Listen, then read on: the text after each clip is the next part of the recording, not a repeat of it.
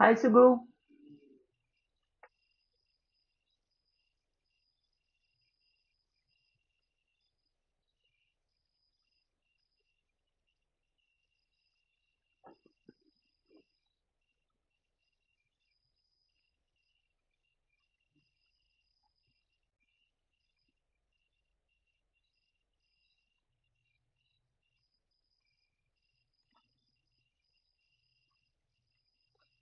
Give people another 2 minutes. We'll start at 5:05.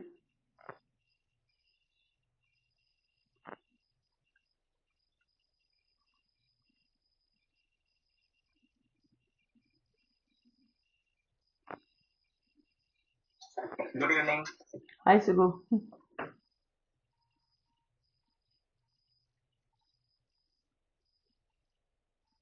Hi, Shanti.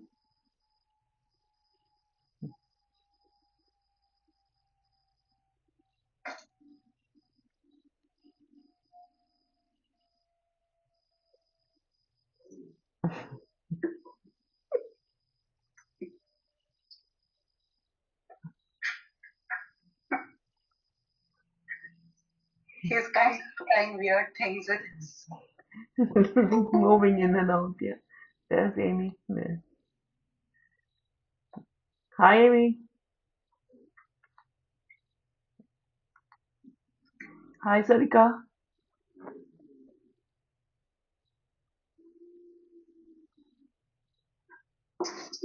Hi everybody, how y'all doing? Good, Hi. good. Now we hear you. Mm.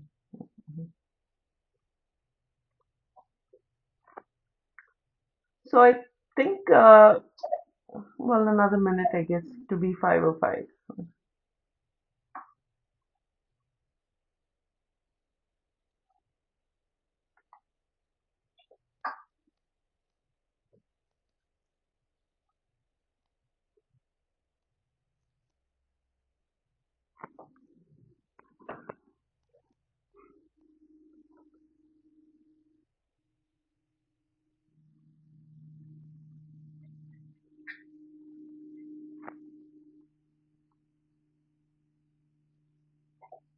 Okay, I'm gonna get the meeting started. Um, so today's meeting, I was hoping that we can just give a quick um, intro into how this group got started. Then we're going to quickly go into an update by Amy because she's got another appointment to go to. So we're going to move the agenda a little bit around and let her provide the update and then go into that. Does it work, Amy? Okay. So how this group got started is from a conversation with Soma. She was expressing her interest in, furthering research and applying to grants and find the fund and finding the funding to be able to provide scholarship for a lot of teachers and students, and that's how it got started. And then we were looking into the existing research, and let me screen share the document we started off on the beginning. Is every is it wait, let me screen share.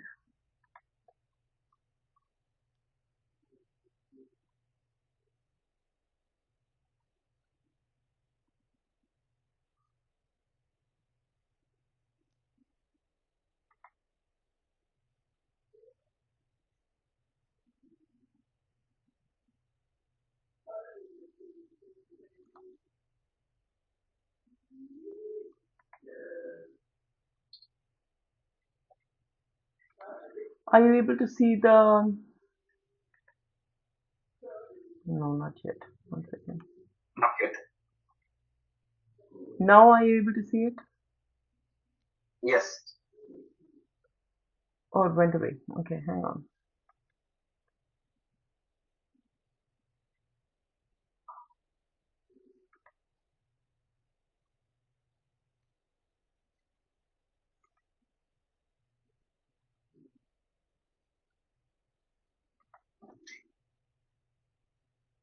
Sorry, um, there you go.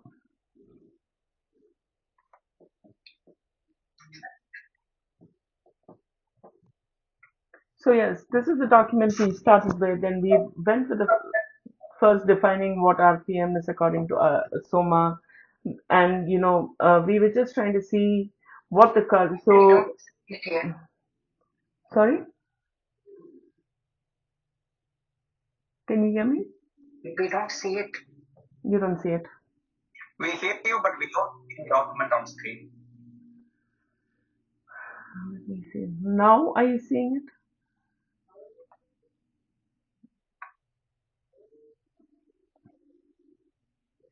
Not yet.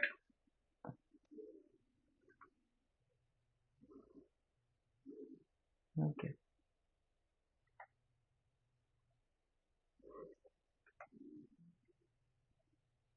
Not sure why this is happening. One second.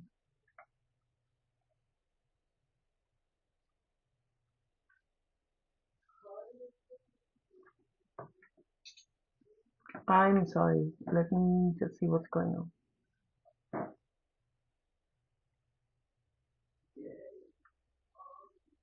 I'm not seeing anything like that. Okay, that's not good.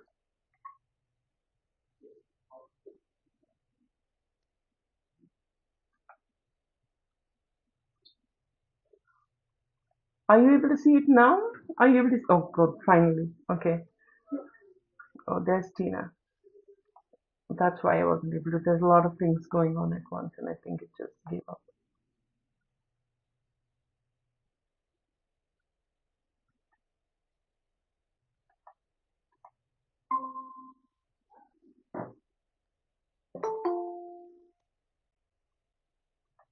Sorry. Looks like I got kicked out. Interesting. Um,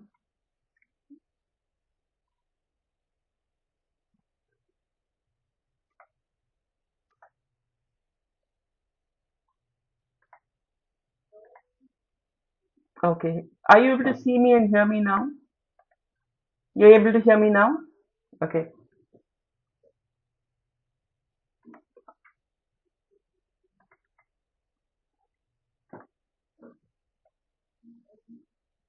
Are you able to hear me? Sorry. Yes, we hear you. Okay. I'm sorry for that technical glitch there. Yeah, we see the document now. Okay. So so yes, that's what we started off. We started off with like 5 or 6 members here: Kavita, Sarika, Tina, me, and then we slowly word of mouth started including people. Um, Sarika, Tina, and Kavita are very deeply involved in research, and they were pointing me to all the research that already exists. And United for Communication Choice had done a review of all the existing research, and we went through some of the key findings there. Then we looked at the existing research that's going on. And then we spoke to some of the researchers who are working on research right now. Sarika and, organized a call with Dr. Laura Williams of Stanford. We had a call with Dr. Uh, Morgan Berrans and Divakar Krishnamurthy together. And then, of course, Amy here was, started her um, own effort into research, and we wanted to meet with her, and we had a call with her. Um, the approach was to first find out what is existing and then what were the issues they were facing, and then to go from there, um, so that we are not running into the same issues. And it became very clear from the call with all the researchers and talking to the people who are deeply involved in the research work that's going on that message passing is the minute they hear letterboarding, they were throwing accusations of message passing and things like that, and research was not getting anywhere. So that is where we are right now as a group, and I'm going to yield time to Amy so she can give us an update and we can go from there. Hi everybody, how y'all doing? So I think the last time that I spoke to everybody, I had not actually made contact with Tracy Knauss yet. She is a researcher who is in our New Orleans area. She works for University of New Orleans, but she is also somebody who's been in the field of autism research for quite a while. She also has been doing FNIRS, which is this modality that I'm exploring to use for the experiments or the research that I'd like to do. So FNIRS, if you remember, is the functional near infrared spectroscopy modality, and I have contacted her, and she's very intrigued and interested in the research. She also has a lot of research going on right now. And so she said that she wants to be involved in the research, but she wasn't sure in what capacity she could. So she said she couldn't be the principal investigator in it, but that basically she could possibly be a part of it in another way. So basically I'm moving forward with my plans. She also said that her FNIRS equipment is not probably elaborate enough or as good as it needs to be for the type of research that I'm doing. So she basically also said she really didn't have a lot of experience with FNIRS. She's trying to learn it herself. So that was one of the reasons she felt like she didn't feel qualified to be the principal investigator.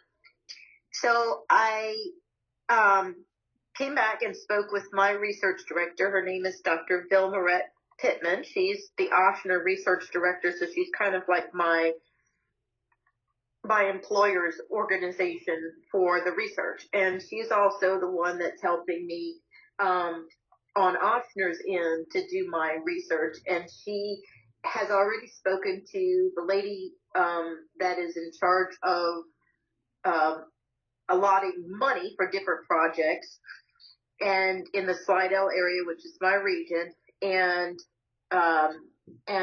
she has directed me to her because she has indicated that she has some funding. I don't know how much, so I haven't met with her yet. She's going to be able to allocate some funding through Ochsner for the research project.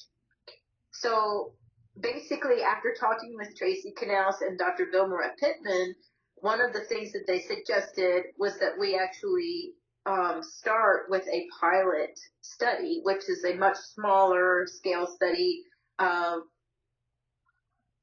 trying to work out the details and exactly what we're going to be looking at and our procedure for that. And the bigger study, just like Dr. Williams had indicated, is we're trying to shoot for 25 research participants, autistic participants, and then 25 control subjects, neurotypical, of the same age range as the autistic participants.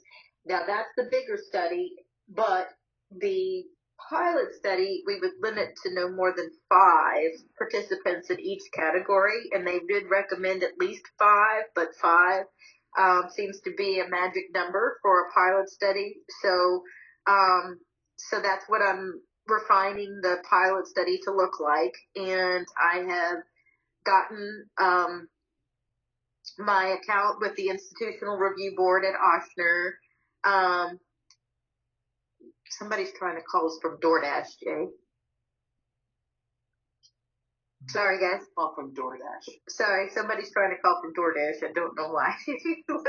Anyhow, hello. Okay, so what I'm saying is so I'm moving forward with that plan for the pilot study, and I keep calling, Jay. What is the deal? I don't know why they would be calling. So sorry, guys.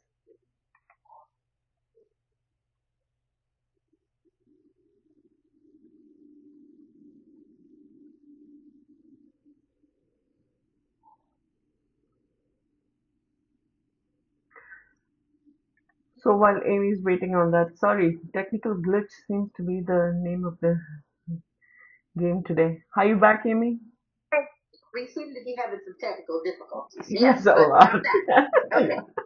So in any event, so we're moving forward with the pilot study. I am going to, so I have also contacted the NEARS company that has supplied both Tracy canals, and also I have found that Tulane University, which is also located in New Orleans and also does a lot of research with Ochsner, also has an FNIRS lab in their Brain Institute.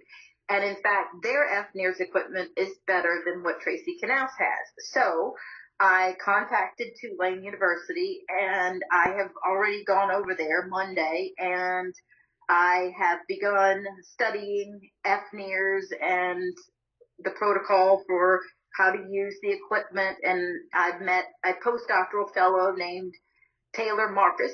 She's Dr. Marcus, and she has been the one at Tulane who has used the FNIRS equipment the most. So she was actually part of the team sort of helping me to train on the FNIRS stuff. I have asked her if she's interested in being a part of this study because her expertise would be very valuable. I just asked her yesterday, so basically she hasn't answered me yet. But I'm hoping that she is interested in doing that. And basically, uh, even if she didn't, I'm still working towards doing the pilot project on my own. And, you know, I've got some funds from the GoFundMe account, and I've got some funds that are dedicated from Ochsner. I still need to get the pilot study once I have it all written up. I just need to put a few things together on the end of it, the references and things like this that I need to complete, and then I can submit it to the Institutional Review Board. They suggested at Tulane, since I would be using their FNIRS equipment, that I would actually submit it also to the Tulane Institutional Review Board. So I plan on doing that both. And then it'll be just as simple as trying to recruit folks to participate and trying to do a study. I have a contact at the NIREX company that actually has the supply. They're the producer for the FNIRS equipment, and they actually have a lot of consultants that are available for people doing research to help them with their proper mapping for the cap and optimal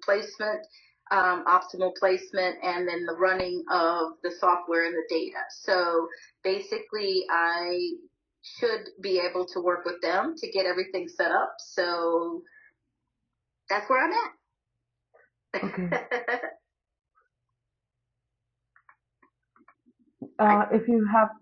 If any of the members here have questions, please go for it. Yeah. Hi, Amy. Good to see you. Hey, Sarika, how are you? I'm doing really well. Very good to hear your update on, how much further you've managed to push this. And bummer. I was hoping Tracy would be involved. But I understand. I think she's going to be involved. I'm just not sure how much she's going to be involved. She just doesn't really have a lot of confidence in her FNIRS ability, but she is very intrigued by the study, and she says that it's very important research. She was absolutely, she knew exactly who Soma is, of course, and she said, Soma has agreed to do research? And I said, yeah. I mean, I think that the cool part is that Soma's, I think, ready to do some research, but it has to be a very specific kind of research. So I am kind of interested in hearing a little bit more about this pushback on message passing. The message passing thing is what they did to debunk facilitated communication back in the 1990s, okay? And basically it involves testing these autistic people under circumstances that are testing conditions in a way that is not a lesson. It's basically just showing them a card or an object or a word and then asking them to retrieve the word. I mean, I think you probably guys know this, but it blinded the communication partner so that the communication partner couldn't see what the autistic communicator was actually seeing. And this is the way that they anticipate that any sort of communication method by a nonverbal autistic person would need to pass this message passing test in order to be able to be valid and authenticated. Well, there's so many problems with that that's inherent to autism itself. If it were that easy, we wouldn't be in this situation at all where we had to use rapid prompting method. I mean, so the issue is that's not going to be a way that we're going to be able to use to test them. However, that doesn't mean that there's not a way to test that is objective and that also takes the pressure off of because we need to be mindful of the fact that these are very intelligent autistic people who have a big stake in this situation, and any situation where we're like, well, we need to prove that you're the one doing the talking, that's going to be very antagonistic to them. However, the way that my study is going and the way my wording is changing is more to the effect of, let's see what happens in the brain when a person who is nonverbal autistic is actually communicating with a method of communication versus a motor activity that is strictly just a motor activity. And what my hope is that at least with the pilot study that, hey, Minnie, go ahead. So I was hoping, Sarika, you can step in and tell what you know from your end. But Amy, from a conversation with Dr. Morgan Behrens, it became very obvious that her first attempt, she was kind of a novice to the field. Her child had just started S2C, and she made the mistake of making a proposal to the NIH using the word letterboarding, and it got shot down almost immediately, and for no reason. And so now, during our conversation with her and Divakar, they were just literally finding Trojan horse methods that you could bypass this whole accusation of messaging. That report was part of the agenda. The meeting notes are there. If you read through that, it'll become clear. But Sarika, Kavita, everything, can you please contribute and tell us what you know about what's going on? Sure. Mm. I can go first, if that's okay. Um, Amy, everything you're saying, I think it's well known to all of us, right? Like, we understand this. Mm. Ultimately, it comes down to, this is an experiment, right? An experiment is supposed to take a set of inputs and produce a set of outputs. And to the extent there is, ecological validity of the test, there are different types of validities of any kind of experiment that is designed. If it passes all those three, then, it's a good experiment design. And we understand it's not, but unfortunately, right now this narrative around how everything should be approached is being written by ASHA, right? And within their context and within their field of knowledge, this is the only way they know how something like this could be done. I mean, they are not scientists. The speech pathology is built, it's an empirical method of study. Speech pathology is not it can be scientifically analyzed, but it is not scientifically developed, right? So I don't blame them, but for saying what they are proposing. But I think it's incumbent on our community to say this is the best. This is the gold standard for how any such tests need to be conducted in this population. This is why these methods are more superior, more accurate, more valid for this population, right? But the incumbent, it's a pretty high bar, right, to make sure that there is no confounding possibility in the data set, there are no fingers that can be pointed because we get to take one chance at making this argument back to the society, and we have to put our best foot forward. So I agree with everything you're saying, but unfortunately, the rest of the world hasn't looked at it, hasn't even bothered to do it.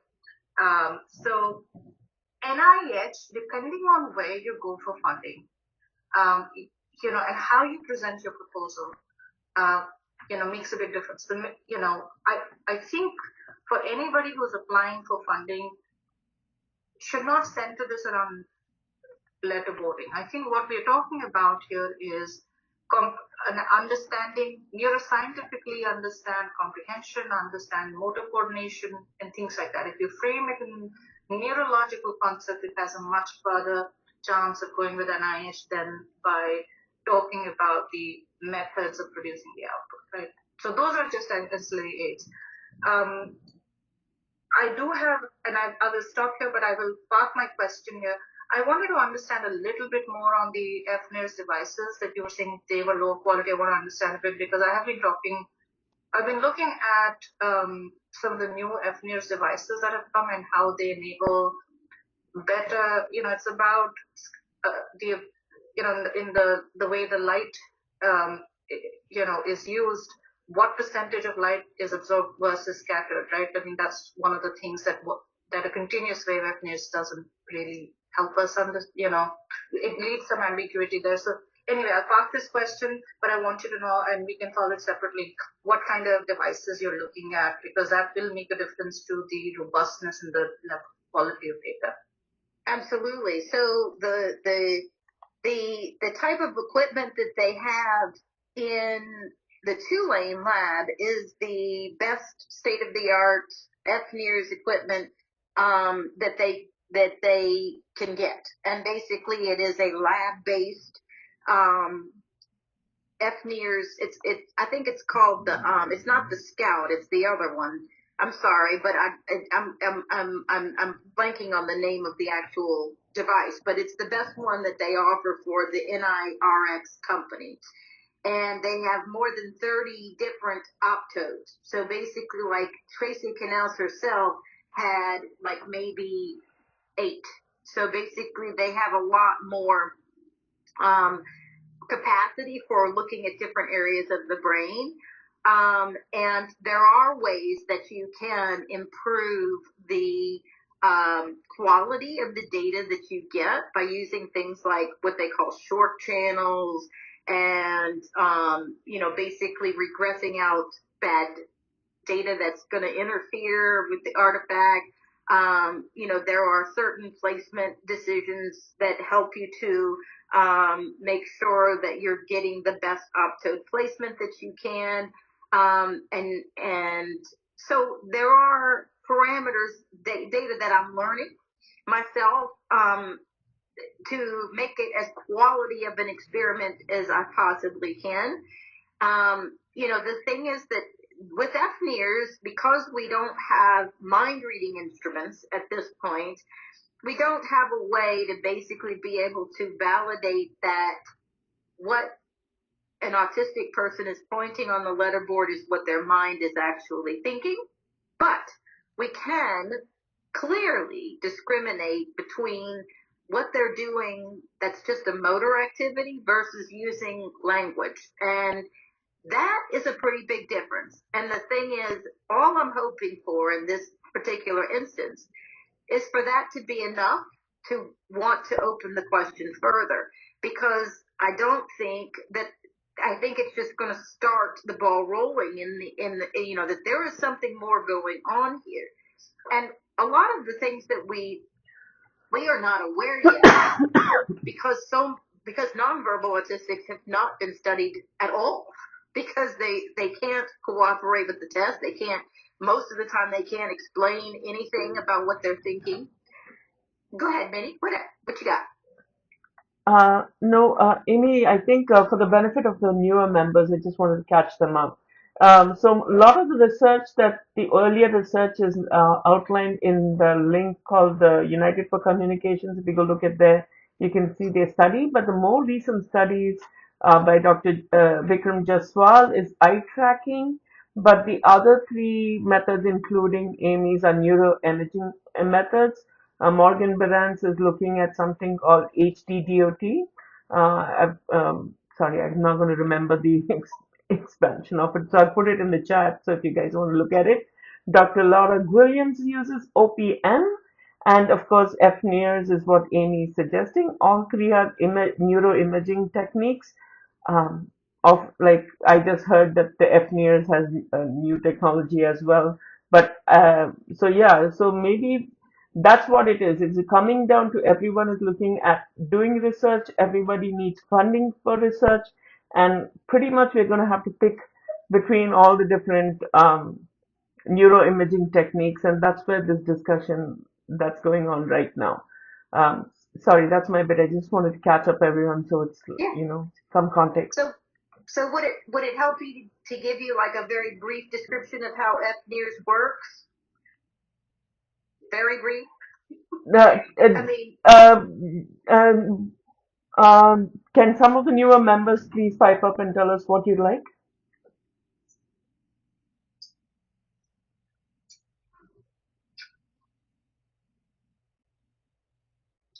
yeah, a brief Very brief. intro on the FNIRS would be great. I absolutely would appreciate that. Thank you. Yes. Okay. So FNIRS basically uses near infrared light. Okay. Basically, when light goes through a substance, it scatters in all directions.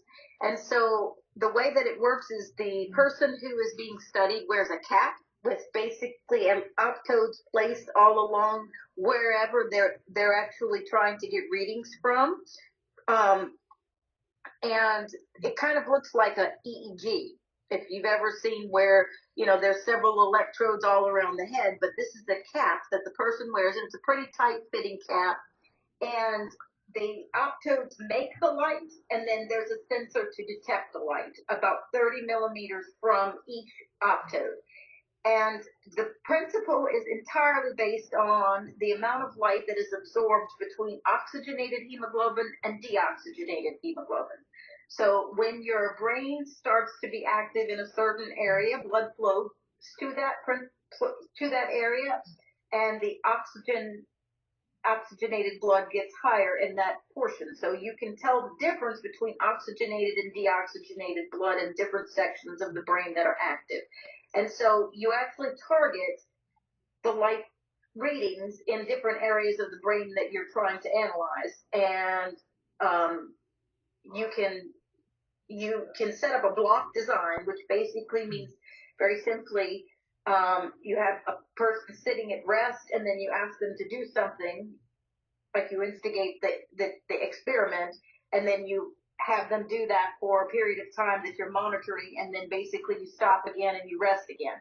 And so when you're analyzing that, whatever the activity is, you should see the portion of the brain that is responsible for that activity. So the language centers of the brain are located primarily in the temporal lobes of the brain. So mostly on the left side for normal neurotypical people, okay, 95% of the time. But we're finding out that autistic people, even not nonverbal autistic people, often use the right side of their brain. So we would need to be able to analyze both sides. So on them, but both of them, they still use the language centers of the brain for processing language, communication. Now, the question that I have, yeah, go ahead, Ben. Amy, I think we're gonna leave like the explanation of the language centers and going deep into the proposal for now. Sure.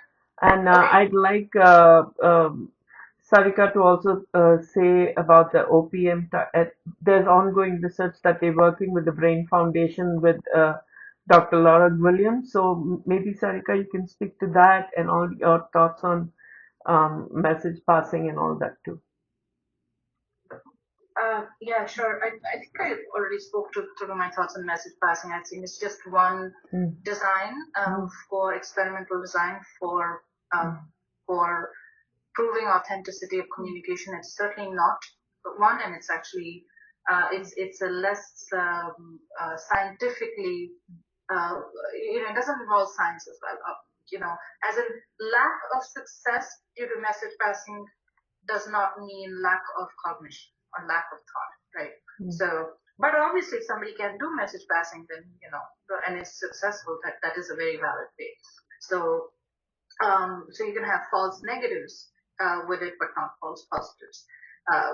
But anyways, very quickly, so just to clarify, uh, as the Brain Foundation is so far not working on this particular proposal, so Dr. Laura Williams, many of you here have supported her work on receptive comprehension or receptive language speech comprehension. That work is still underway between Cambridge and Stanford, so hopefully we'll get a readout on that soon. But that just goes out to say non-speaking doesn't mean non-thinking, right? That's what it is supposed to test for. The second proposal that we received from her at a high level, which many of you were on the call with her, where she explained what she's working on. It uses a device called an OPM. The full acronym is optically pumped magnetometer. It's a latest state-of-the-art imaging technique that can actually, when coupled with appropriate machine learning algorithms that have been benchmarked on the neurotypical population, can actually detect down to the word level of what a person is thinking. So far, it is the best thing across anything out there when it comes to quote unquote mind reading, and it's a pretty sophisticated piece of technology. It's ridiculously expensive, and we are fortunate that we have a place close to where some of us live at Stanford that they have access to it. We have not yet received the formal application for it, but certainly I think, Minnie, the point that you mentioned, if we had infinite funds, as a community, right? So the question is, how much funds do we need from the community to raise for it, right? And what can be supported through that?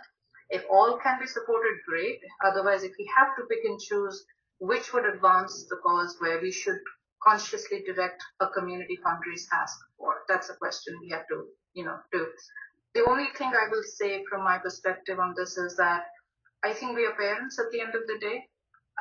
Ultimately, we should also have scientists weigh in on the robustness of this, because when any of these studies that we all work very hard towards fundraising for goes out there, it's going to receive the harshest of eyes, the strongest of critics, because that there is an invested community, the Asher community, that wants to disprove it.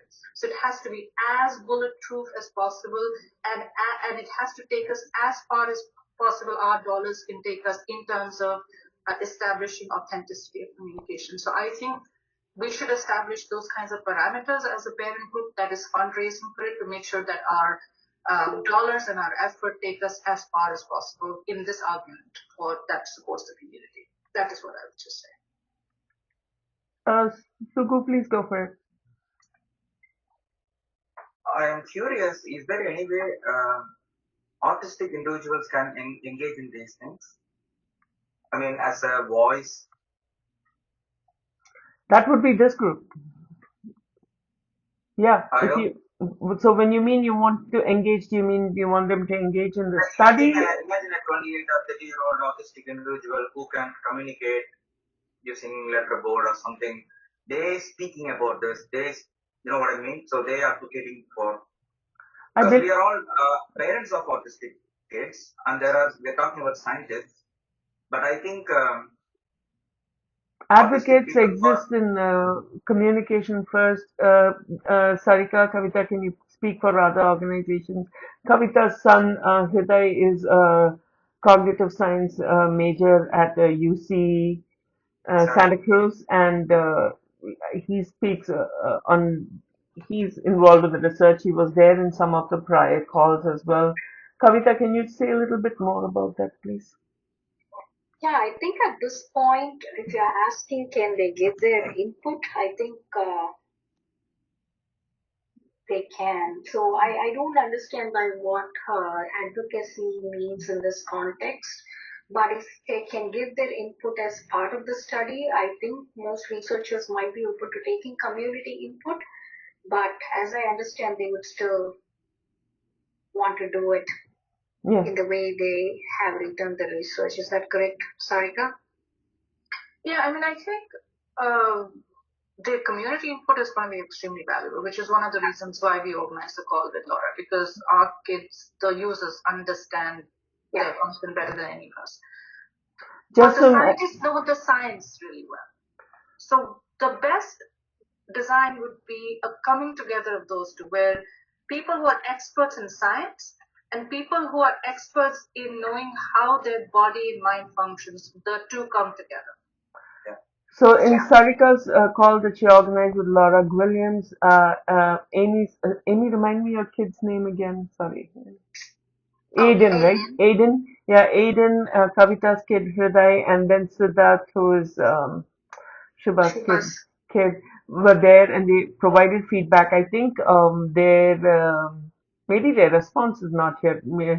Sarika, do you have that We document? have that Google Doc. It's shared with all of you guys. I mean, not with the newer members, Yeah. but it was shared with, I think, the rest of us. Yeah, and I then did that. Yeah. yeah. So we have been trying as best as we can to involve non-speakers themselves participate and let us know what they thought. And actually, they had some fantastic questions. And Laura, during that meeting, went away with the role of the CP. They had Hriday had a point about how it forms like a closed circuit of communication. You cannot look at the non-speaker as a separate unit. It has to be the didactic communication that's going on between the two of them, and then how much it contributes to completion of thought. And yeah, so, and that's when actually a lot of discussion came in about methods that could, bypass accusation of message passing. Um, Hriday had a suggestion of multiple choices being a very good way of, avoiding any kind of, because they especially with all the telepathy tape talks and all that, the fear was that the CP was feeding information to the speller, so multiple choice takes that away completely. If this and Divakar Krishnamurti is an electrical engineer by training, so his approach always uses apps, and where the speller is seeing something but not necessarily the CP, and that, and he was even talking about them being in completely different locations to do the study, which actually Dr. Jaspal's study that I participated at. Clarissa's home too was I was in a separate room, Krishna was in a separate room, and the that's how they were eye tracking to see if it made a difference. Did any of you guys participate in Yeah, that study we as did it. well? Yeah. Yeah. And what did you think, Kavita? So I think the study's purpose, as I understood, was to see how regulating the role of communication partner was, because we did the same activities Mm. without, with unfamiliar and with a familiar person, but the skill remained the same. So I thought that was the idea, right? Yeah. So to just prove that there's a huge calmness or anxiety regulation component. So that's one takeaway I got from it. Or did you think it was meant to prove something more? Yeah, I mean, if I don't know how Hriday performed, but for Krishna, there was like a huge difference in how he performed with me versus somebody Definitely. unfamiliar. So Yeah. I don't know where they could. I mean, it really depends on what they want to claim that shows, but I don't know Yeah. why. Yeah, definitely there was a difference. I mean, they were counting the number of attempts they were doing in that particular iPad game or something. So there was a huge difference in having the CP just sit next to them and I think just say, keep going, Mm. keep going, you're there. So, yeah, there was a big difference even in our case. But So I didn't know how they were going to take that Mm. to away from So that. my understanding with the eye tracking, the criticism of the eye tracking was that basically, if for some reason, okay, so I'm just being very blunt here. Like, if we're actually feeding that to these autistic people, if we're even unconsciously somehow signaling to them what they need to be doing, the criticism was, well, of course they're going to look at the letter before they touch it because they're actually being signaled to do that. So that doesn't mean that they're the ones who are actually communicating in that case. It doesn't mean anything. It means they have the skill to look at a letter and to point to it, but they don't necessarily have the skill to be thinking about what it is that they're actually saying. So my thinking is basically, the difference is that the brain uses different centers of the brain to do something like pointing to something that is not for communication, just pointing, not even pointing for like I'm pointing at that thing, but pointing just to point, like at a dot on the wall. Okay, that's a motor skill, and there's a very different section of the brain that is responsible for motor movements. And then the other section of the brain is language that will be employed when a person is actively trying to communicate something. And for me, it doesn't matter what they're trying to communicate, but we know as their RPM instructors and parents that a lot of times they do a much better job, and Soma knows too that they do a much better job when it is a targeted lesson rather than open communication and multiple choices fine and things like this. I mean, like, it doesn't matter necessarily what we have them doing. There should be a decided difference that we can pick up, whether we use the OPM, whether we use FNIRS, whatever. There should be a difference in what we see in the brain being activated. And that's what I think the difference is between the eye tracking and these other. So the eye tracking study that Kavita and I were talking about address a lot of them because first of all the non-speaker was wearing headphones and getting instructions, and the letterboard they had was like just patterns. Remember, Kavita? They had just Yeah. literally patterns, so it wasn't even a letterboard. There was no input we could have given. And then they introduced a lot of environmental noise, and just to see the regulation portion of it, like what the role of the CP was. So it was actually they were trying very much to address what you were saying. Um, Kavita? I had one question, Amy. So, Sarika, I'm just going back to the presentation that was there in Brain Foundation about, was it one of the photobiomodulation techniques where if you had a dark skin, dark hair, and the penetration wasn't enough.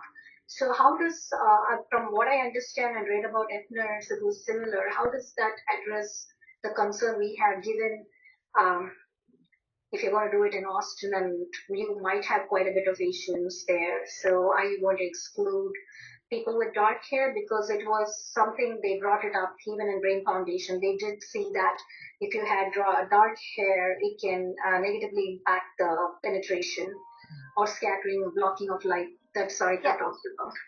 So my understanding is that FNIRS is continuing to improve on that. And the equipment that actually Tulane has is really good equipment, and they take into account that's what I mean by the what they call the short channels, because basically they can actually regress out the absorption and problems that come with the scalp absorbing the light. So you can actually take that out of the data, so that you just have the data once it's through all the layers to get into the brain. And so that's one thing. And then I don't know. I mean, I don't know enough about FNIRS to be able to tell you that there is a huge, that there's a gap there. But I think that they have adjusted their techniques or their equipment to be able to actually accommodate for all of that. So I definitely will take that back and be able to have an answer for you at some point. But no, I don't think that will need to happen, that basically they would be anybody who would be excluded. You are correct that the darker the skin or the darker the hair, but really it's more about optode placement to where we actually part the hair to where the optode is placed almost on the skin, and the cap is very tight, and so it actually accommodates for, I mean, unless it was extremely thick hair, but even then you can still do it. So I don't know, more to come there. Amy, I just put in chat for you a comment on a technology that you may want to look at. It solves for a lot of the traditional issues of engineers. I'm talking to the CEO of the company because I think I mentioned it to you. I looked into FNIRS about 4 or 5 years ago, and very intensely, and I talked to a lot of researchers around this, and then I finally abandoned because I felt like for the ultimate goal of proving authenticity of spelling, I was getting some data, but not the kind of solid data I'd like to see in light of the intense opposition of community faces. So anyways, that stream of thought of discussion is still continuing, and there are some new companies developing the time domain FNIRS, just mentioning it in case you haven't heard of that. Okay, yeah, I will definitely look into it. Thanks for the tip there. I did have a question about Minnie, and I don't mean to go back to it, but you were talking about the NIH, and you were talking about the type of funding, and that basically they shot it down. Is it that they shoot down anything that is funded by the NIH, or is that the NIH isn't going to fund anything that uses the word letterboard in it? That's what Or it was, the second one.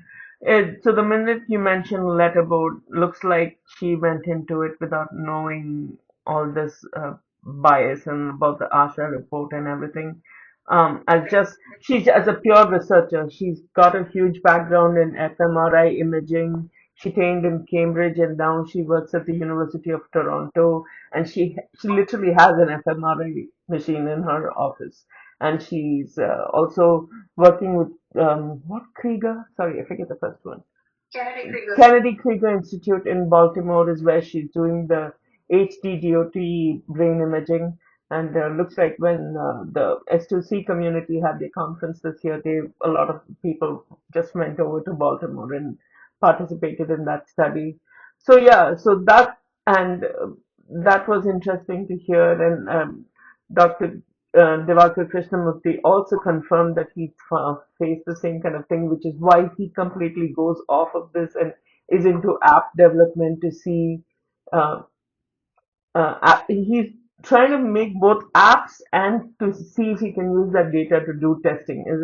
Is my best understanding of what he's doing. But that's only last 5 minutes meeting, and I was hoping that this meeting we could also, yes, this kind of effort into research and uh, all the hurdles we just address them as they're coming. But I just wanted to encourage everybody here. I was hoping to have a longer discussion. We may have to log back in. If you have 5-10 minutes, that would be great. If the link goes off, please log back into this link. But I was just hoping to have a discussion about first principles thinking. Let's tackle the problem. I want to hear all the new members and your ideas about how we could go about this differently. We are all too deep in this, so maybe some of us are not thinking of ideas that are occurring to you. So we really want to hear how you would go about it. If fundraising was the goal, is this the best way to go about it? Go for it, Sidhu. Yeah, my question might be very naive because I'm completely new and green to this. Bear with me. So, if there are doctors, specialists, school staff who are not parents of autistic people, but who had experiences working with an autistic patient or a student to figure out what the needs are and what is going on, things like that, and they had very good result because of that. People like that voicing for this, will that help? Because my son Akash, he had a health issue recently, and then the doctors were able to communicate with him through letterboard with I'm holding the letterboard and they were asking him questions and he's answering, and then it really helped and they all got so excited because they said this is the first time we are able to actually communicate with an autistic patient. And they all work like a team, and a psychiatrist, he met a psychiatrist, the psychiatrist and my son had a conversation. And it was like they were so clear, they were so pleased and surprised and happy. So people like those professionals who are not parents of the autistic people speaking for it, especially like, they sharing examples in cases where they had breakthrough because of this communication. I don't know whether that will help. I'm a physician, Sugu. Yeah, my wife told me, but you're also parent. I'm a family physician, so basically, I'm telling you, this is also because I have a son on the spectrum, and I can tell you that my colleagues all accept that nonverbal autistic people can communicate using the letterboard. The only people that don't are the people who have to help us in schools. The ASHA people, the school systems, the special, but then they've had so much influence that they're telling all the parents who are remaining out there, don't use this method. This is what bothers me is it's exactly the same place I found myself in 15 years ago. And if I can do something about it, I will. But I know that it's going to be scrutinized. I know that it's going to be under a magnifying lens. I know that we need to have our ducks in the row and that we need to use good methods. But I also think the simpler the plan, the better. So, and FNIRS is definitely fairly inexpensive. It can be done anywhere. It doesn't require them to actually be in a special shielded room. So I think that it and my son personally, he has the vagal nerve stimulator, so he can't actually do anything that requires or that would require a magnetic thing. So look, I've got something else that I need to do, but I have loved talking to you. And I would appreciate your feedback. Feel free to send me messages or email me or anything, okay? Awesome, y'all. Talk to y'all later. Thank you. So Tina, are you able to talk?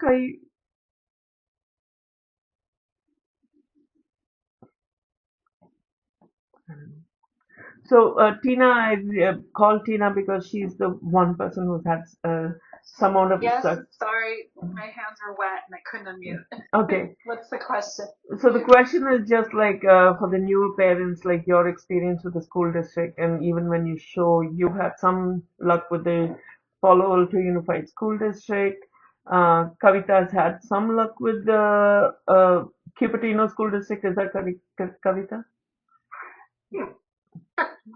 Yeah, I wouldn't. Yeah, Yeah. and I don't know if this is not really related to research though. Like, I think it's just luck of who you talk to and how far they're willing to go for you because, like, sorry, I don't remember who was just sharing about how the doctors believed you when you were in the hospital. Like, when people see it live, they believe it. When they see it in front of you, like in front of them, they're like, oh yeah, they're communicating. But then the people writing these policies are not watching that. And so, we even had Lene come to an IEP meeting and demonstrate, and they still don't believe. They still refuse to do it. So it's just really luck, I think, right now. And what I think this research is going to try to do is try to shift things so that people are actually like, wait, maybe this is valid, right? So there's other people saying this is real, then I don't know. But the science is so limiting, but I don't know. I was wondering if, Sarika, is there an update on the videotape review study or Minnie? I don't know who is pursuing that. All right. Are you talking about the RPM guidebook? No, not like the review of the recordings to look at progression over time. Like, as a first step towards the first step towards that is first we wanted to go through and establish. If you wanted to show the different stages of existing video, we want to show like the different stages of RPM. So there's a subgroup of Lene, Krasi, Yanling, and me who are working on just streamlining the process and putting appropriate videos to the different stages. And then we will go about to see if there is if there's good quality. The problem is, Tina, as you know, RPM is practiced by different people different ways. So we want to first go through this process and figure out good videos that show actual practice of RPM and then maybe bring it up for studies.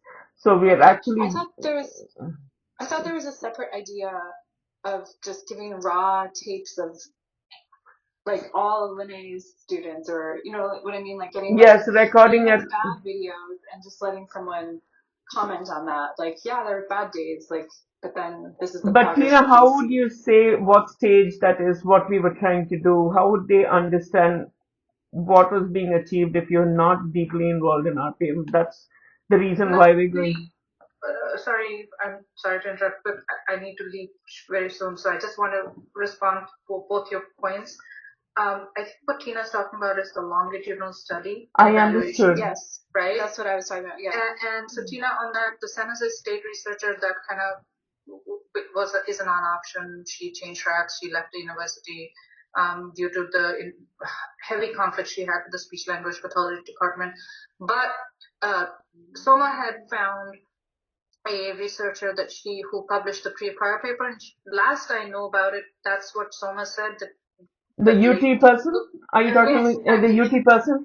So she said she's not in it because she also faced a lot of backlash. She personally told Soma that the minute she brought it up, they just shot her down immediately. She's from the UT Permian Basin campus, and you said they shut it down. Who's they? the people she was approaching, I guess NIH, yeah, the NIH Oh, no, again I for thought she funding. said Soma said she already had the funding from the No, she department. did not. Oh, really? Mm. It could have been internal funding It could have been, also. but yeah, yeah. That's really unfortunate because if I actually don't, I don't think you need to define the stages, which I do think from a communication perspective and a training perspective for RPM is going to be very helpful. But from a research perspective, for the longitudinal analysis, you don't need to exactly define what the Yeah, I stages agree. are.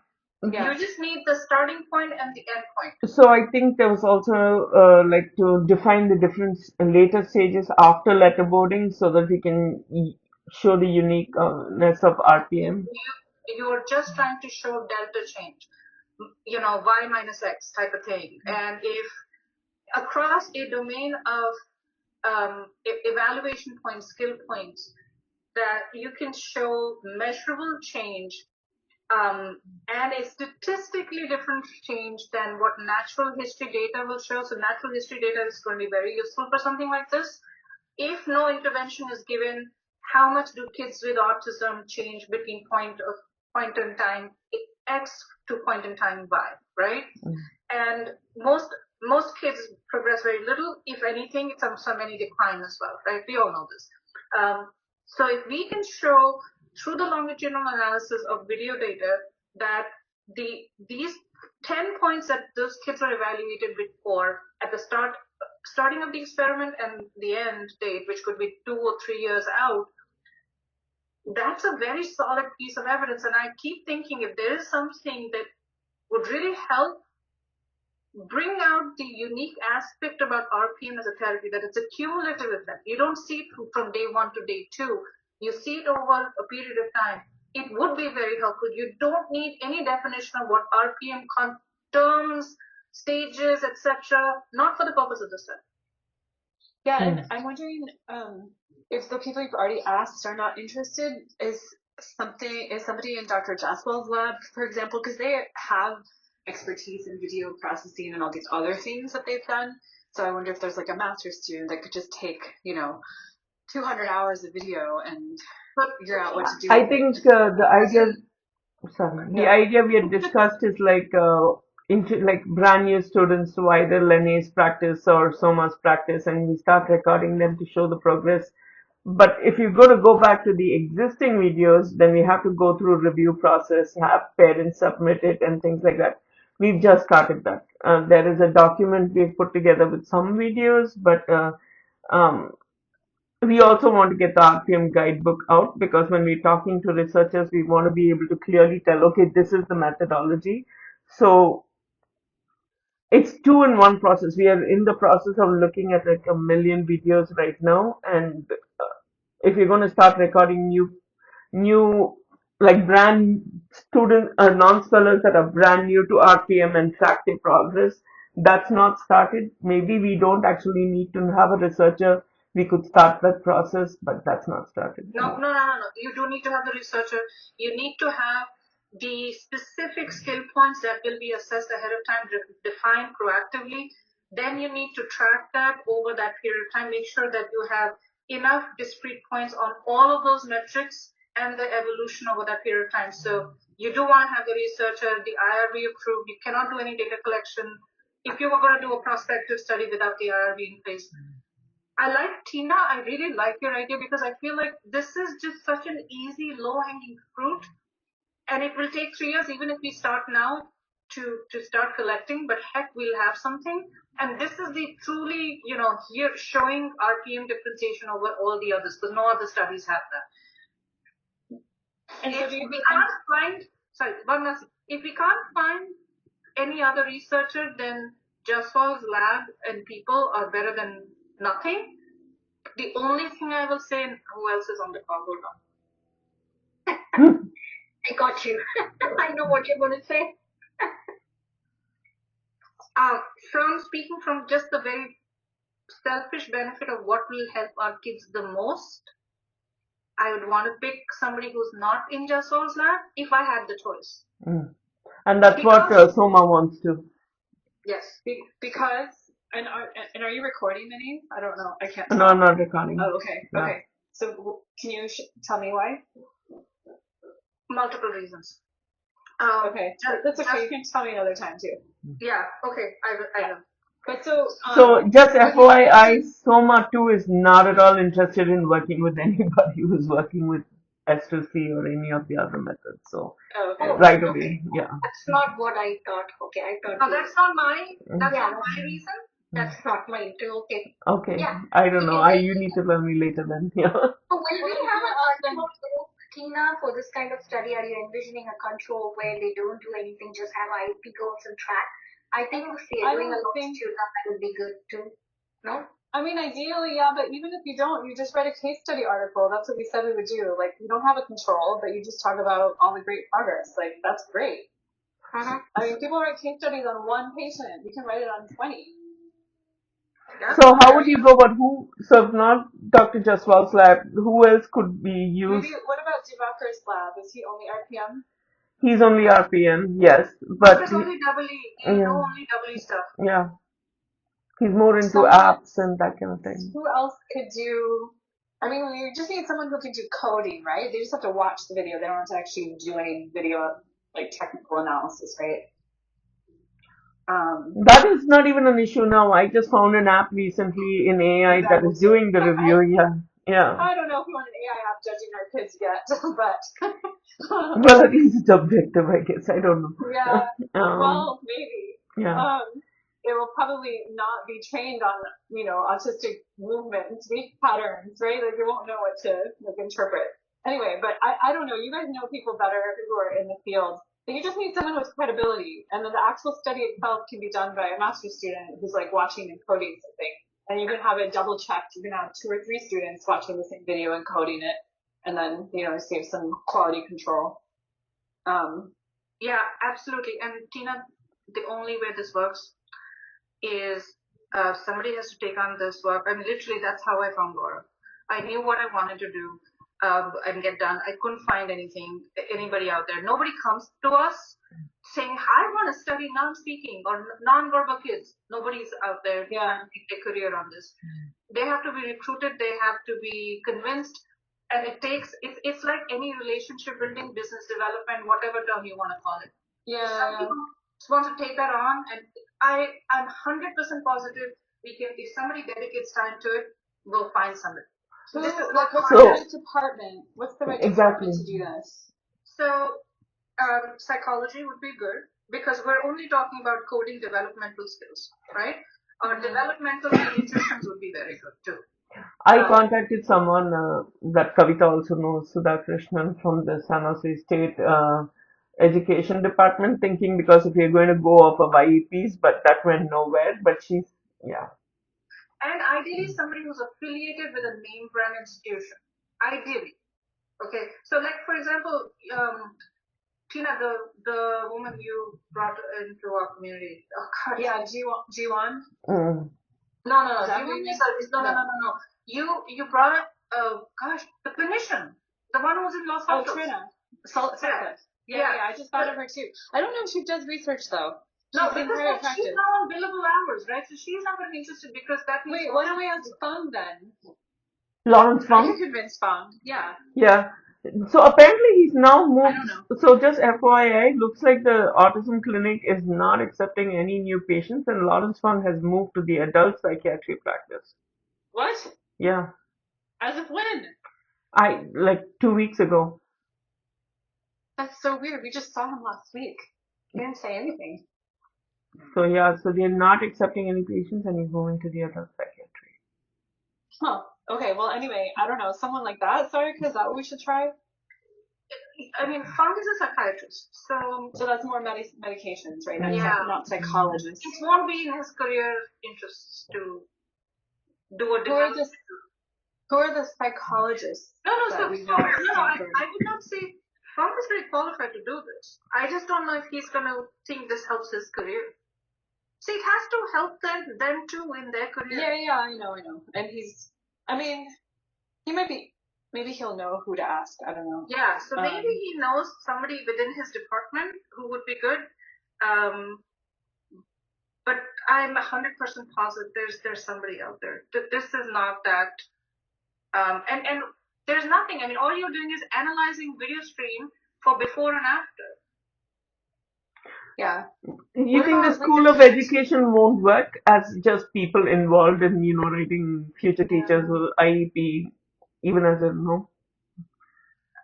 I would do somebody who's a scientist who's when they write the case study, it carries weight. I mean, not a scientist. Somebody who's in a Research role.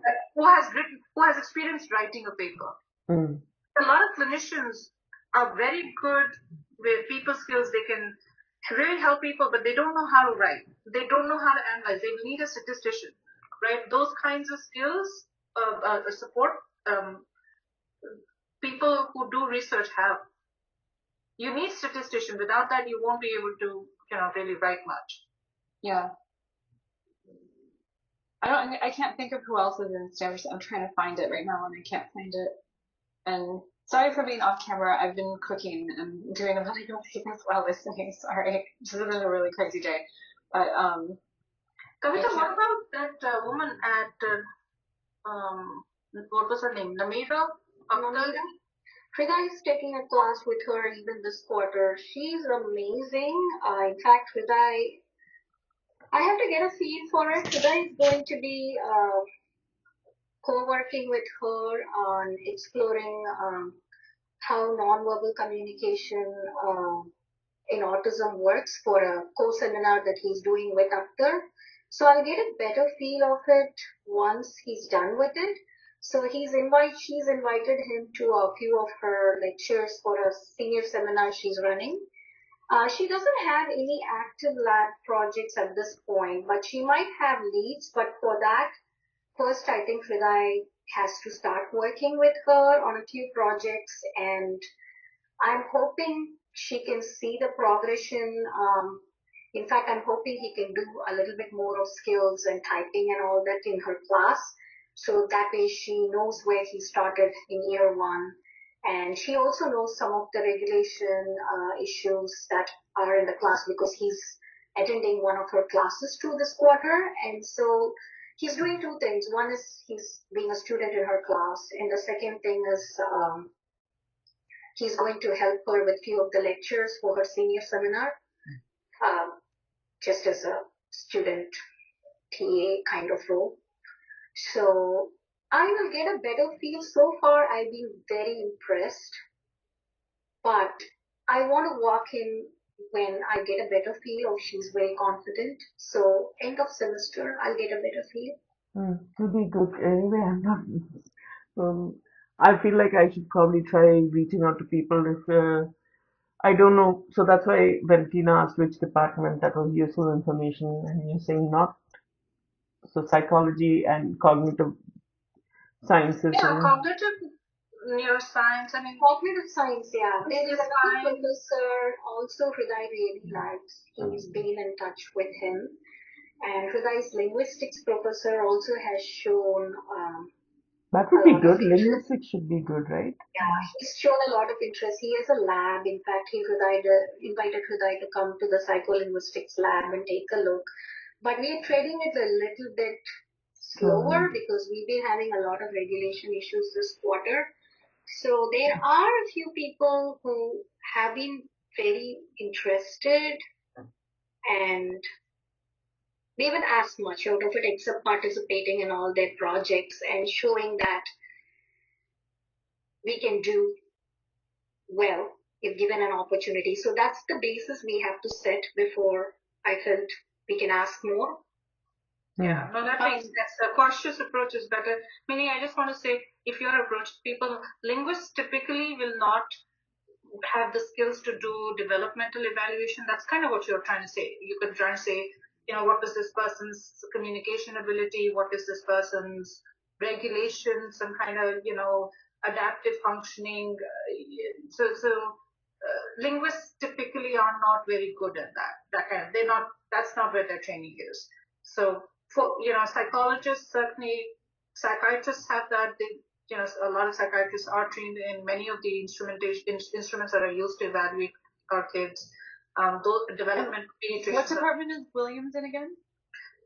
So she's in 3 departments. She is in linguistics, neuroscience, and psychology. Well, can you ask her? I mean, can she do it? Can she have a master's student do it? No? Okay, too much going on. No, hold on. Could it be a PhD project?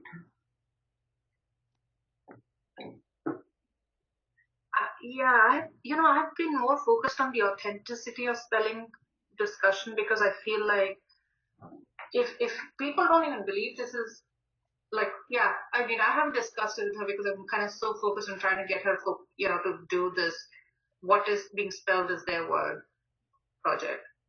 So, Minnie, in that context, it's just my 2 cents. I personally don't have much data to say that FNAIRS is better or worse, but from the little me and Hriday have been researching, OPMs definitely seems like a better technology. I remember that the I feel recording. like if we are asking money and if we're going back for fundraising, we all should be unified on what we want. Going back to Sarika's point, she was saying, I'm not again, dismissing anything Amy is doing or anything like that, but really none of us have the bandwidth to chase or fundraise for 10 things at a time, just my 2 cents. Which brings me, which you really like, we need, like Sarika was saying, it cannot be parent-led, it needs to be researchers involved. It also needs to be other funders involved. It's like a catch-22 here because. Yeah, but if we have to even do a part of the fundraising. Sarika, we did it for the first part, right? It's hard. And if we have to channel that kind of effort, I don't think, frankly, there's the same 10 faces over and over again. We run out of people to ask. So branch it further and dilute it, we really run out of people to ask. Even this longitudinal study is great. But for me, if we can prove the authenticity, then these studies become easier to fund. Again, just my 2 cents, unless we can fund it parallelly and somehow the funds come in place. And I actually think Tina's bringing up the longitudinal. I think as a parent, a lot of parents may be willing to fund a longitudinal study far more than even a neuroimaging study, simply because it's so intuitive to understand what you're trying to show, right? Versus. Yeah. Okay, I will. What to say? Sorry, this is an open conversation. I'm going to argue against that for a minute. Okay. And hear me out. There are 2 kinds of parents. There are parents who just hear from a person and say, yeah, I kind of see it. I want to try it, and they go for it.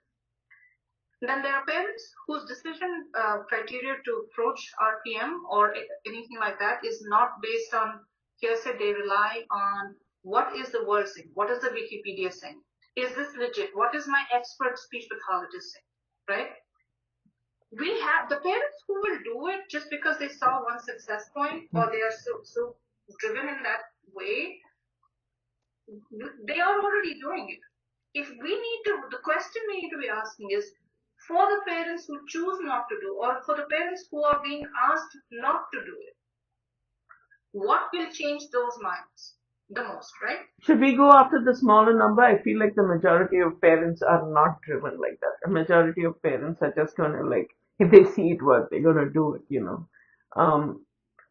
I feel like as a parent, if you have a non-speaking child, you don't have the luxury of going into, oh, is this evidence-based, scientific, all that blah, No, because but a lot of people just won't even look further though. They'll just be like, nope, that's a snake oil thing. I'm not gonna do it. They won't.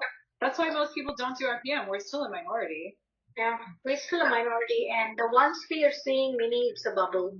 Mhm. It's really a bubble of completely driven parents that you're used to seeing. Mhm. What about, I mean, I'm looking at things that can change policies, like, making it something they have to do as part of school education. I think that would be a huge win for the community and for the younger kids who are just coming in. I mean, my cleaner's daughter got diagnosed. Mm.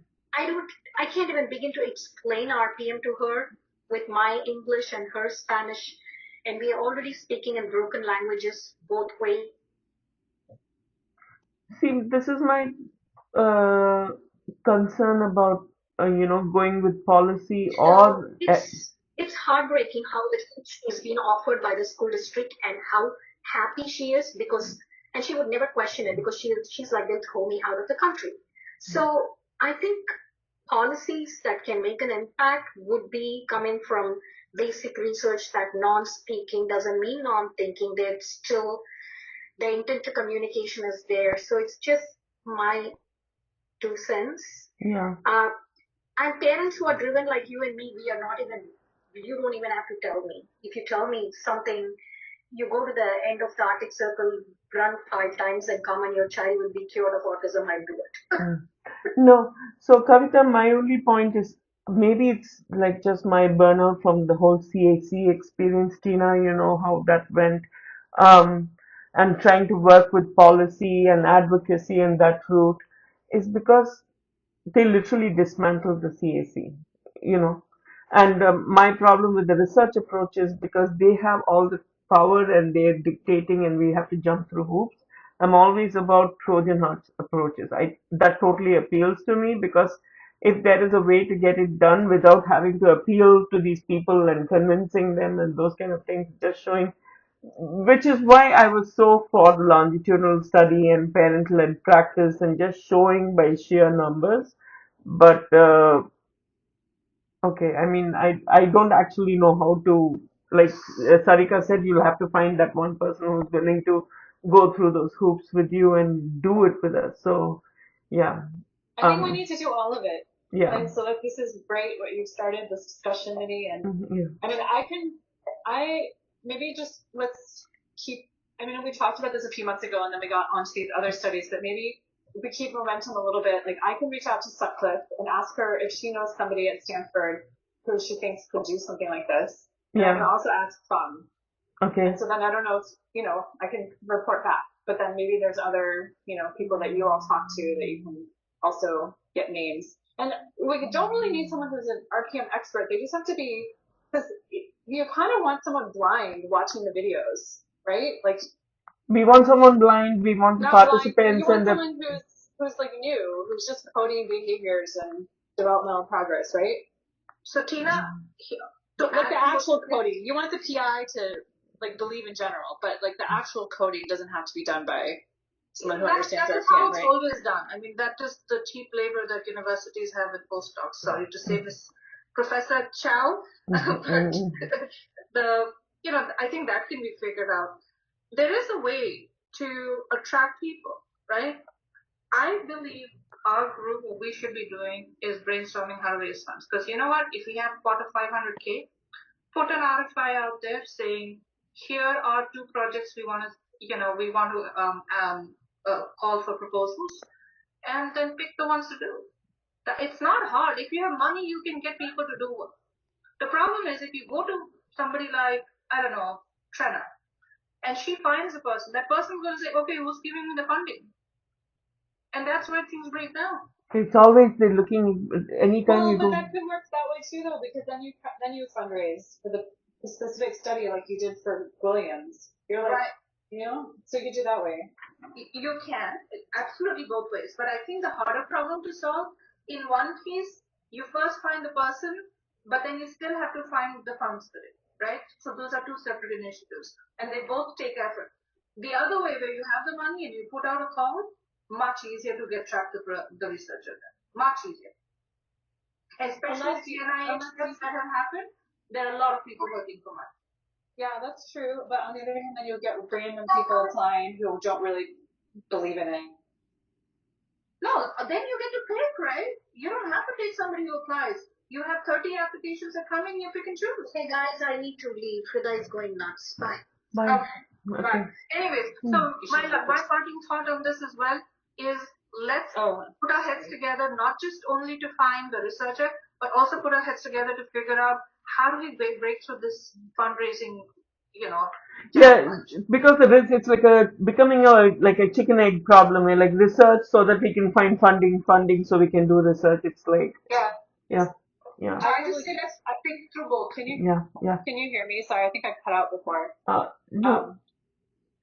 I was just saying that we should talk it up at the same time that we try to raise money, because then the people who apply, you can put out an RFP, but you can have side conversations and be like, hey, are you interested? Let's tell you more about it so that you can be a good applicant. I don't know. Is that not? Yeah, Is that how it works sometimes? Yes, absolutely, you could do that. But you need to have that part of money for that. Well, do you think parents want to support specific studies? Like, do we need to put out something if they were raising money for this longitudinal study? I think we have to find different ways. I think we could go to RPM parents, but just knowing how much of an effort it took last time. Yeah. And so then what are you thinking then? You don't. Sorry. I don't know. I'm just thinking like a way to expand this beyond RPM parents. What can we do to get our friends? Like, are there? We got our friends to do it with the other study, right? Right, you did. But I'm just saying that we need to multiply. We need to expand the group. So if it is like I don't know, somebody is doing a dinner fundraiser, your friends become the points of further leverage versus them being the only person who donated. You know what I mean? Yeah. So, Sarika, I wanted to ask you, how much do you know about Elizabeth and Christopher Mail and the Autism Impact Fund and all that? Quite a bit. And would they be willing to fund anything? No? Okay. I wish it was. How much do we think this would cost? $100,000 seems to be the magic number. Everybody comes back to. Oh, well, nothing is done in this world in $100,000. That's just 1 year of one student. 1 year to one. Yeah, that's true. Yeah. But so I think 200K? Easily. That's the minimum. That's the starting. Oh my gosh. No, that's not a small. That's a lot to crowdsource. Yeah. But I know people like the FMT study. This is now in the biomed domain. Yeah. There are parents who stepped up and they raised like $800,000 for that. Wow. That's amazing. Do any of them parents? What is their who were the funders? It's all parents who funded it, $800,000? Yeah, these are autism parents. I heard about it. I guess the biomed community is bigger than the RPM, much bigger than the RPM community. I think what we need to do is just the way this, like right now, we are like Bay Area people, right? Let's expand our group to include New York-based people and, like similarly big fans of supporting research. New York, Chicago, the major centers in the country, right? The Indian parents are not going to have the money, right? Even if they have the desire to support. So people in these pockets, let's grow through SOMA's entire 3,000. I feel like the East Coast is already submitted to us to see will we find any supporters. We will. I think we will, but also, oh shoot, what was I going to say? Sorry, keep talking. It'll come back to me. Okay. But I think we need to go outside. We tapped out the Bay Area. That's what I was going to say. Sorry, what about communication first? Can they help? because they have a huge. Even don't they already are they not themselves trying to do research? I don't think they're doing research, but maybe they would post for us. Like, it's all about getting friends and sharing and Yeah. making it exciting. Okay. The only thing I have learned is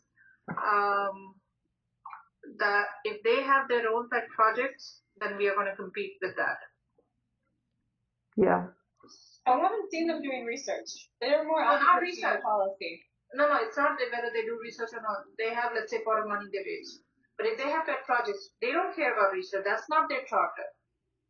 So if they have, let's say, an advocacy-based effort. Yeah. Okay, well then we find other orgs that are, I don't know, there's some other RPM parent orgs and like Reach Every Voice and whatever. And the Facebook groups, I don't know, what else can we do? And Soma has a group of 3,000 people, right? How do we motivate that group? Everybody gives $100. How much money just with that can we raise? Sarika, and I don't think Soma has actually gone about it the way S2C has gone about it to figure out who the who's who of the parents who can actually fund it. She like just standard rate for everybody, that she and like how she is. Yeah. But I don't know how we would. You're right. She's got a network, and I'm sure there are people who would love to step up and do whatever she wants them to do. But how do we get there? What needs to happen from? I have been in so many meetings with her, and she is all over Christopher Mayo, Malay, Elizabeth on AIF. That's where her money comes from. She is a salesperson at the end of So that's what the Autism Impact Fund is funding. Okay, interesting. Yes, okay. Right. Okay, good to know. Tina, so maybe you remember the Christopher Malay and Elizabeth and everybody else mentioned. I don't know Christopher. I know who Elizabeth is, but who's Christopher? He's the guy who's running the Autism Impact Fund, and Sarika just confirmed that they're supporting S2C, and that's where the funding comes from. And it's not because they like S2C more than RPM. It's just Elizabeth found a channel and has marketed herself. Soma is not a marketer. She's a mom like us. Mm-hmm. Yeah, that makes sense. But I only heard the first 20 minutes today, Sarika, but I was like, it's an S2C lesson? Is that what the scholarship thing is? That's how he started it. And I told him that because that's all he knows. Because he says, I have no RPM provider in my town. And so that's how he started. I said, look, our community is mostly RPM. He's totally open. He has no,